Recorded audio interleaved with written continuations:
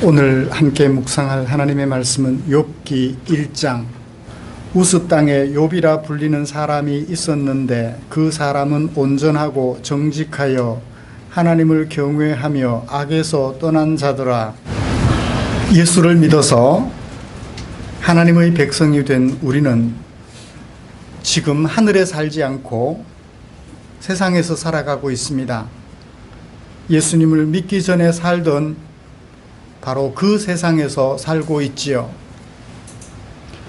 그렇기 때문에 예수님을 믿어도 예수님을 믿는 사람으로서 새로운 생각을 가지며 새로운 삶을 사는 이상적인 하나님의 백성 되기가 만만치 않습니다. 기존에 가지고 있던 생각과 습관들 수정하기가 쉽지 않기 때문이지요.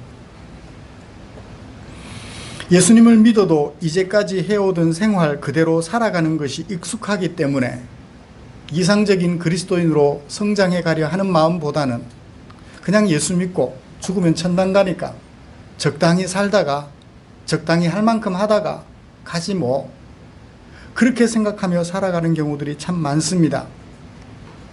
우리가 예수님을 믿어 하나님의 백성이 되었다면 날마다 하나님의 백성다워져 가고 날마다 하나님의 자녀다워져 가야 할 것입니다. 날마다 의와 희락과 평강을 추구하며 하나님의 나라를 이루어가는 이상적인 그리스도인으로 살아야 할 것입니다. 그런데 어떻게 하면, 또 어떤 생각을 하면, 어떤 삶을 살면 이상적인 하나님의 백성이 될까요? 실패할 때 실패하더라도 어떤 생각을 하며 어떻게 사는 것이 이상적인 성도인지 알고는 있어야 될 것 같아요. 이상적인 성도의 모습을 찾아 여행을 떠나고자 하는 우리에게 하나님께서는 욥기 1장 1절부터 22절까지 말씀을 주셨습니다. 저는 이 말씀을 가지고 이상적인 성도입니까? 라는 제목으로 설교하려고 합니다. 말씀 나누는 중에 하나님의 크신 은혜를 기대해 봅니다. 욥기는 아름답게만 보였던 욥, 그가 단기간에 우여곡절을 겪으면서 그동안 자신이 아름답지 못했음을 깨닫고 회개하며 하나님 앞에서 아름다운 백성으로 우뚝 서는 하나의 이야기입니다. 1절을 보시면 우스 땅에 욥이라 불리는 사람이 있었는데, 우스 땅이 어딘지, 지질이 어떠한지, 위도가 어떠한지 이건 알 필요가 없을 것 같아요. 우스 땅이라는 곳에, 우스라는 땅에 욥이라는 사람이 살고 있었는데 그 사람은 온전한 사람, 정직한 사람, 그리고 어떤 사람? 하나님을 경외하는 사람, 그리고 악에서 떠나 선을 행하는 사람이었다고 소개하고 있습니다. 이건 누구의 소개죠? 욥기의 저자가 소개하는 것입니다. 욥기 저자만 그렇게 말했을까요? 하나님께서도 그렇게 말씀하셨습니다. 사탄이 욥 이상적인 성도가 아니에요 라고 도전하는 사탄에게 하나님께서 말씀하시기를, 네가 내 종 욥을 주의하여 보았느냐? 그와 같이 온전하고 정직하여 하나님을 경외하며 악에서 떠난 자는 세상에 없느니라. 저자만 그렇게 말하는 것이 아니라 하나님께서도 그렇게 말씀해 주셨어요. 이 정도 되면 욥은 평생에 회개할 것이 없을 정도로 완벽하게 이상적인 성도 같아 보입니다. 그렇죠? 하나님도 인정하실 정도니까.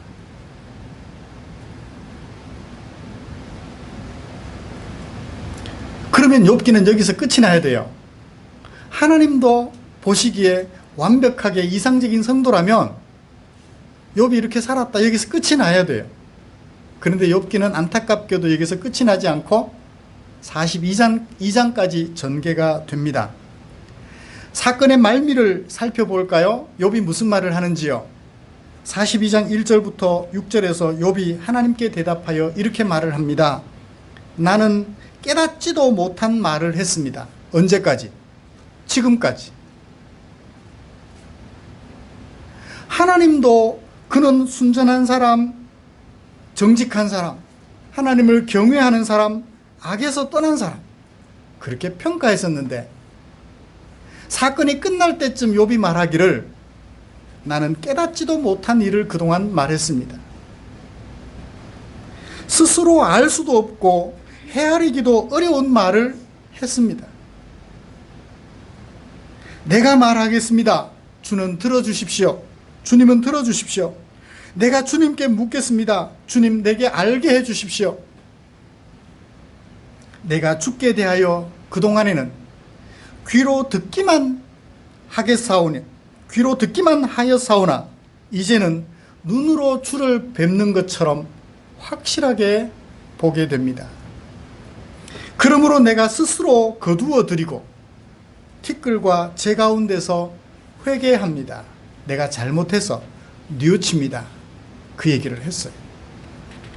그러면 1장 8절에서 하나님이 욥만큼 정직하고 순전하며 하나님을 경외하여 악에서 떠난 자가 없다 했던 하나님의 평가는 욥이 절대적인 인물이라는 얘기가 아니라 여러 사람들 중에 탁월한 어떤 한 사람, 그런 정도이지 완벽한 사람이라는 표현은 아니었음을 우리는 분명히 알게 됩니다. 왜냐하면 마지막에 가서 욥이 그동안 내 모습 부족했습니다.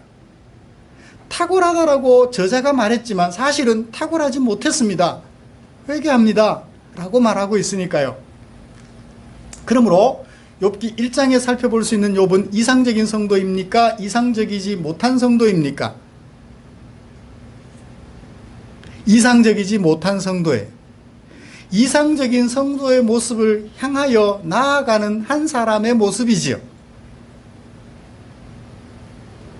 그러므로 이 욥을 살펴보면서 이상적인 성도의 모습으로 나아가는, 이상적인 성도의 모습으로 성장해가는 아름다운 여행, 우리도 함께 떠나보았으면 합니다. 오늘 우리가 읽은 이 1장은 온전한 듯 보이는 욥의 모습 보여주는 것 같지만 아직은 온전하지 못한 욥의 모습을 우리에게 보여주었습니다. 자, 욥은 어떤 신앙인이었는지 살펴보면서 우리 시대에 우리가 추구하는 신앙인의 모습과 대조하여 보자고요. 그리고 나서 욥이 어떻게 변화되는지 살펴보면서 우리도 그쪽으로 향하여 우리의 핸들을 꺾어서 방향을 수정해 보자고요. 오늘 설교는 그렇게 두 가지 방향으로 진행하려고 합니다. 첫 번째, 욥의 현실적인, 이상적인 것 같아 보이는 그런 모습들을 살펴보기를 원합니다. 욥은 어떤 신앙인이었는지 저자가 설명해 주는 내용을 자세히 살펴봅시다. 1절을 보셔요. 그는 순전한 사람, 정직한 사람, 하나님을 경외하며 악한 일은 생각지도 않는 사람. 온전한 성도의 1번으로 꼽을만 하죠? 그렇잖아요. 정직하고 순전한 사람, 도덕적으로 별로 흠잡을 데 없는 사람, 그러면서도 하나님을 잘 경외하는 사람, 하나님을 잘 예배하는 사람, 교회 와서 예배 드린 대로 생활 속에 들어가서 어떻게 해요? 하나님을 경외하며 예배 드릴 때 그 자세를 가지고 살아가는 사람, 이상적인 모습 같아 보입니다. 두 번째 모습을 볼까요? 그에게 자녀들이 있었는데 아들이 몇? 7, 딸이 몇? 3. 참 많은 자녀들을 두었습니다. 저희 부모님도 9을 두셨는데요. 저희 부모님은 아들 2, 딸 7이에요. 욥은 거꾸로 아들 7, 딸 3이에요. 여러분, 혹시 옛날 영화들 보셨나요? 자기가 살아갈 땅을 어떻게 확보하던가요? 싸워가지고 이겨서 자기가 살아갈 땅을 확보하잖아요. 그렇죠? 유럽의 프로테스탄트들이 미국으로 건너가서 북아메리카 대륙 어떻게 했나요? 인디언들 다 쫓아내버리고 자기들 땅으로 차지했죠. 그렇죠? 전쟁, 힘을 통해서 자기가 살아갈 삶의 터전을 확보하던 옛날 시대입니다. 누가 중재해 주는 것이 아직까지는 익숙해지지 않은 시대예요. 그런 시대에 아들 많은 것은 곧 많은 땅을 확보할 수 있는 좋은 조건을 갖추는 거예요. 아버지가 늙어도 아들들이 많으면 그 아들들을 배경으로 주변 이웃 시족들과 더불어서 말발을 세울 수 있는 그런 자리에 서 있는 거죠. 아들이 7씩이나 되었으니까요. 아들 하나 데리고 나가서 대화하는 것보다 아들 7을 뒤에 데리고 가서 대화하면 훨씬 더 힘이 세겠죠. 그렇습니다. 가문을 지킬 수 있는 최고의 조건을 갖추고 있어요. 3절을 보셔요. 양과 낙타, 소, 암나귀, 가축들은 물론이요, 그 가축들을 돌볼 수 있는 종들까지. 그 밑에 그런 욥을 훌륭한 자라고 번역했는데, 이 훌륭한 자라고 번역한 단어는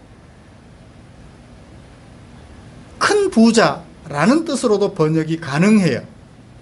만약 2절과 연결되어 주어진 구절이라면 큰 부자로 번역이 가능할 것이고, 1절과 2절을 통틀어서 번역한다면 훌륭한이라고 번역할 수 있을 것 같아요. 훌륭한, 어떤 단어의 의미인가요? 도덕적으로도 완벽하고 재산도 많고 가문 지킬 수 있는 힘도 가진 사람. 어떤 사람? 훌륭한 사람, 훌륭한 성도. 그렇게 말을 하고 있는 것 같아요. 4절을 보실까요? 자녀들만 만나요? 자녀들끼리 형제간의 우애는 얼마나 깊은지요. 그의 아들들이 자기 생일이면 자기 형제들을 다 초청해요. 자기들끼리만 먹는 것이 아니라 자기 형제들을 다 초청해서, 그 많은 식구들 다 초청해서 다 식사 대접을 하며 함께 즐거운 시간 가집니다. 아들끼리만 그랬나요? 아니에요. 딸들도 초청해서, 사위 가정도 초청해서 함께 기쁨을 나누었던 형제간의 우애가 깊은 가정이었습니다. 5절을 보실까요? 그 자녀들이 생일잔치를 끝내면 아버지는 어떻게 했나요? 자녀들을 불러다가 그들을 성결하게 해주었다고 합니다. 어떻게 성결하게 해줬나요? 자기 가축을 잡아서 하나님께 번제를 드림으로 자녀들에게 하나님을 마음으로 범죄하지 않도록 그렇게 경계해주고 있습니다. 왜 그렇게 했나요? 그 이유를 혹시 내 아들들이 죄를 범하여 마음으로 하나님을 욕되게 하였을까? 욥이 눈에 볼 수 없는 나쁜 짓을 자녀들이 했을까 싶어서 그것조차도 하나님께 사죄하는 마음으로 자기가 기르는 가축을 잡아서 하나님 앞에 번제로 드려서 그들의 죄를 씻어주고자 했었습니다. 자녀들을 교육하는 아버지의 교육 자세, 누구를 생각하며 자녀들을 키웠어요? 하나님을 생각하면서 하나님 앞에서 범죄하지 않는 자녀들로 키웠어요. 부모들의 자녀 교육. 이쯤 생각해보면, 이쯤 정리를 해보면 욥은 어떤 사람? 우리가 생각하는 이상적인 모습을 다 갖춘 아름다운 신앙인 같아 보입니다. 하나님 경외하고 도덕적으로 완벽하고 재물도 많고 가문을 지켜낼 수 있는 아들들도 많고 자식들 간에 우애가 깊고 부모는 자녀들을 하나님의 말씀 앞에서 두려워하는 자들로 키워냈으니 이보다 더할 수 없는 행복한 가정 같아 보이며 이상적인 신앙인의 가정 같아 보입니다. 그러면 이쯤에서 저도 여러분 이런 가정 이루십시오, 이런 신앙인 되십시오 라고 얘기를 하고 설교를 마칠까요? 그러면 욥기 저자가 말하려 했던 그 모습은 전달되지 않는 것 같아요. 제 마음은 여러분들에게 전달될 수 있을 거예요. 어떤 마음? 하나님 조금 있는 제 마음, 하나님이 차지한 제 마음이 아니라 하나님이 조금 내 마음 한 귀퉁이에 자리 잡고 있는 그 정도의 마음은 소개해 줄 수 있었을지 모르겠습니다. 그렇습니다. 소위 순복음 계통에서 말하는 신통, 인통, 물통, 삼통의 좋은 조건을 다 갖추고 있죠. 하나님과 통하고 사람들과 통합니다. 아름다운 자녀들 잘 키웠어요. 거기다가 물질적으로도 한없이 넉넉합니다. 한국교회 성도라면, 아니 세계 모든 사람들은 이런 자리, 이런 환경을 만들고 싶어 오늘도 불철주야 기도하며 40일 금식 기도도 하고 살아갈 것 같아요. 이런 가정 내게 주십시오. 자식들 성공적으로 우애하며 물질도 많고 도덕적으로도 완벽하여 흠잡을 데 없는 성도가 되게 해달라. 정말 이런 욥이 이상적인 신앙의 모습을 갖추고 있는 상태일까요? 만약 아니라면 어떻게 하죠? 이것을 이상적인 신앙인의 모습이라고 생각했는데 그게 아니면 어떻게 해요? 이미 아니라는 것을 우리는 알고 있습니다. 왜요? 42장 1절부터 6절까지 말씀을 통해서 지금까지는 하나님께 대하여 귀로만 듣고 조금 아는 것 가지고 다 아는 것처럼 착각했습니다. 그래서 어떻게 합니다? 회개합니다. 용서해 주십시오. 그러므로 지금 현재 욥의 모습은 이상적인 모습이 아니에요. 그런데 우리는 이 모습만 살펴보고 욥의 신앙 상태가 이상적인 상태라고 생각을 하는 거죠. 착각이죠. 이상적인 것 같은데? 그렇죠? 왜? 그동안 예수 믿기 전 우리가 가지고 있던 그 생각과 예수를 믿고 나서 하나님의 백성으로 가지고 있는 두 생각이 짬뽕이 되어 있는 거예요. 혼합이 되어 있으니까 하나님의 생각으로 싹 바뀌지 않고 두 생각이 혼합이 되어 있으니까 이상적인 모습 같아 보이기는 합니다. 그런데 마지막 42장을 살펴보면 아직까지 이상적인 모습은 아니에요. 그러므로 이쯤에서 제가 여러분 욥과 같은 이런 신앙인 되십시오 라고 말을 못하겠어요. 안타깝게도. 죄송합니다.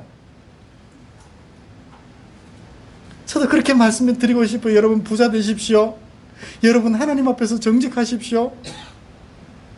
자식들 잘 되기를 바랍니다 라고 말씀해 드리고 싶어요. 그런 가정 되십시오 라고 축복해 드리고 싶으나 더 못하겠어요. 왜? 아니까. 그게 이상적인 모습이 아니라는 것을 아니까.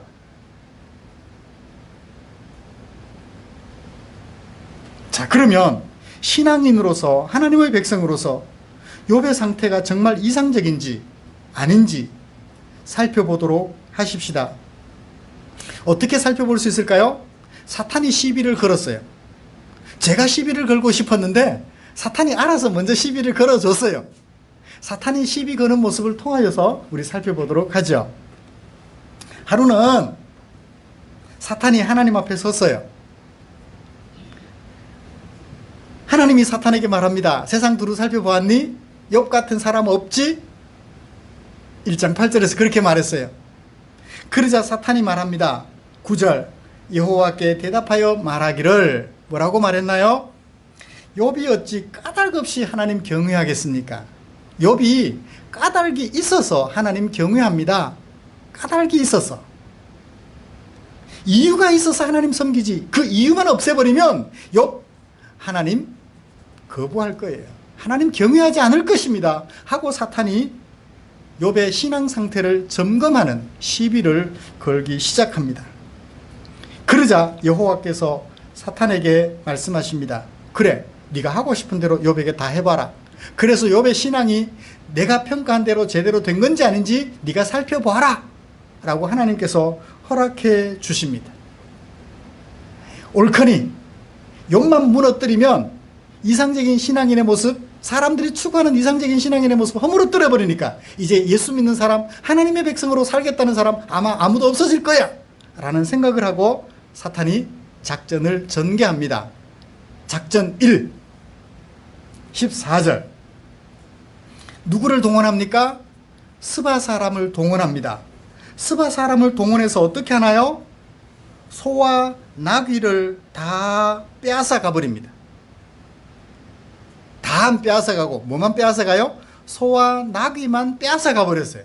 그리고 어떻게 했나요? 소와 나귀를 기르던 종들을 죽여버렸어요. 이스마 사람들이 와가지고 다른 거는 눈에 안 띄었을까요? 왜 다른 거는 안 가져가고 소와 나귀들만 데려갔을까요? 욥이 작전을 폈던 것 같아요. 한꺼번에 다 모든 가축들을 다 모아서 기르면 적들이 들어오면 다 잃어버리잖아요. 그러니까 이쪽 편에는 소와 나귀, 이쪽 편에는 다른 짐승들, 양과 뭐 이런 낙타들,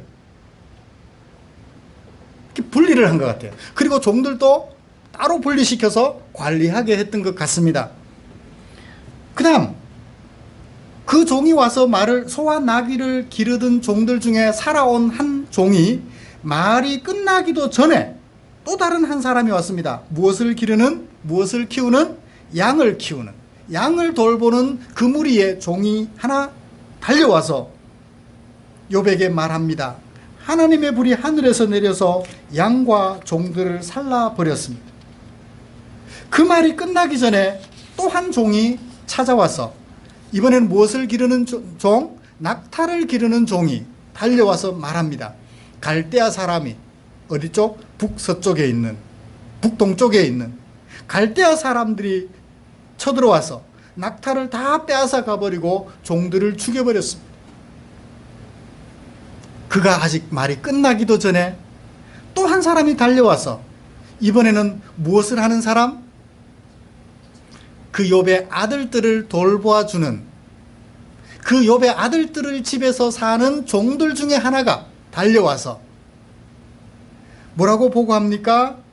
큰 바람이 불어가지고, 사탄이 큰 바람을 동원했던 것 같아요. 큰 바람이 불어서 그 집들이 다 무너지고 당신의 자녀들, 손자들까지 다 죽어버렸습니다.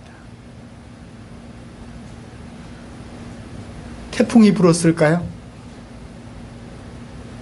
벼락이 쳤을까요? 사탄이 이런 모든 자연 환경들을 동원하여 욥이 속한 그 모든 가족들의 재물들, 자녀들까지 다 없애버렸어요. 그의 온전하고 그리고 정직한 하나님을 향한 삶은 없앨 수 없었지만 그가 가지고 있는 모든 재산과 자녀들, 우애 깊었던 그 자녀들까지 다 없애버렸어요. 그때 욥이 보여준 반응 무엇인가요? 20절, 21절, 22절 우리 다 같이 한 목소리로 읽어보겠습니다. 시작. 욥이 일어나 겉옷을 찢고 머리털을 밀고 땅에 엎드려 예배하며 이르되 내가 모태에서 알몸으로 나왔사온즉 또한 알몸이 그리로 돌아가올지라. 주신 이도 여호와시요 거두신 이도 여호와시오니 여호와의 이름이 찬송을 받을지니이다 하고, 이 모든 일에 욥이 범죄하지 아니하고 하나님을 향하여 원망하지 아니하니라. 하나님 탓을 하지 아니했다. 그럴듯한 것 같아요. 여기서 조금 어떤 사람의 모습이 보여요. 우리 지난 봄 동안 봄 기간 동안 살펴보았던 누구와 비슷한 모습을 보여줍니다. 그 모든 것들이 없어져도 하나님을 원망하지 아니하였다. 누구 비슷하나? 아직까지 거기 따라가려면 먼 한 사람을 보게 되는 것 같아요. 누군 같아요? 다니엘을 보는 것 같아요. 사자굴에 던져졌죠? 하나님의 사람으로서 신앙을 지키다가 사자굴에 던져졌어요. 사자밥이 될 줄 알면서도 사자굴에 던져지는 것을 선택합니다. 실제로 사자굴에 던져졌죠. 다행히 하나님의 은혜로 살림을 받았습니다만,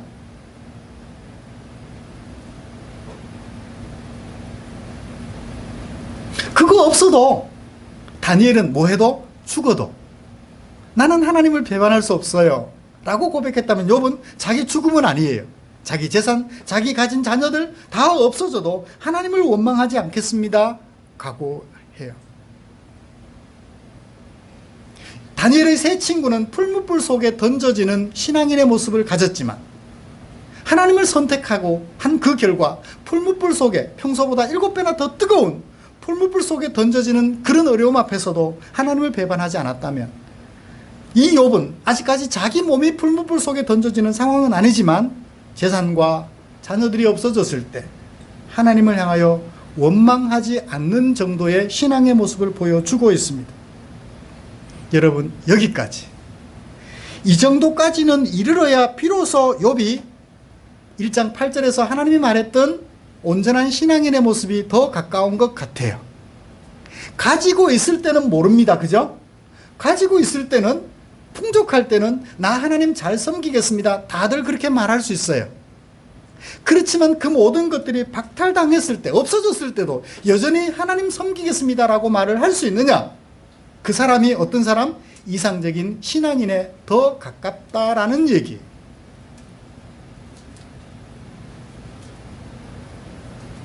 이상적인 신앙인의 모습에 조금 더 가까워진 욥의 모습을 볼 수 있어요. 지금까지는 이상적인 것 같았는데 진짜일까 하고 우리가 고개를 갸우뚱했지만 조금 더 이상적인 신앙인의 모습에 가까워진 것 같아요. 재산 때문에 하나님 섬긴 것 아닙니다. 자녀들이 있어서, 자녀들이 우애 있게 잘 커서, 우애하며 잘 커서 하나님 섬긴 것 아닙니다. 그냥 하나님이 좋아서 하나님 섬겼습니다 라고 고백하는 것 같아요. 여기까지 확인되는 욥의 이상적인 신앙의 모습을 향한 여정, 우리가 결코 무시할 수 없을 것 같습니다. 여러분, 이렇게 말하실 수 있겠어요? 가진 재물 다 없어져도, 내가 사랑하는 자식들이 바다에 빠져 죽어버려도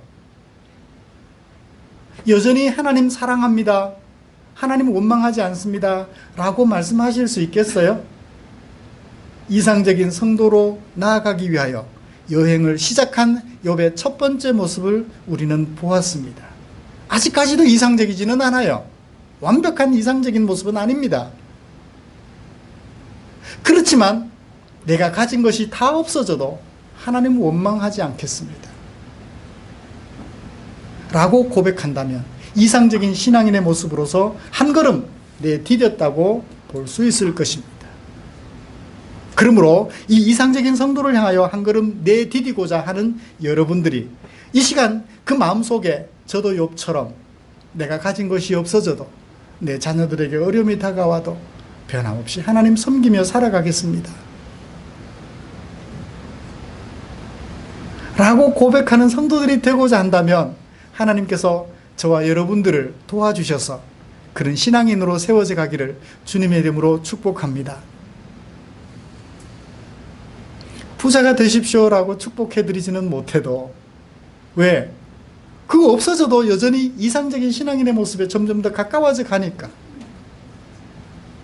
이상적인 신앙인이 되어주십시오라고 축복하지 부자 되십시오라고 축복해드릴 수는 없을 것 같아요.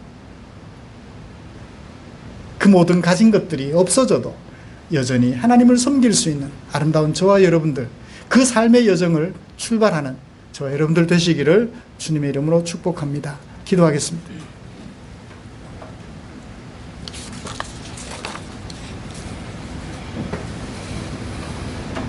하나님 아버지,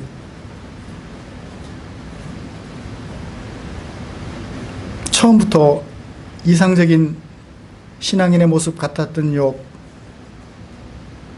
한 걸음 더 나아가서 정말 이상적인 모습으로 걸어가고 있는 모습을 보았습니다. 아마 이 사건이 끝났을 때쯤에는 그래도 완벽하게 이상적인 성도의 모습으로 서 있을 욥을 바라보면서 우리도 욥과 같이 한 걸음 이상적인 성도를 향하여 내딛기를 원합니다.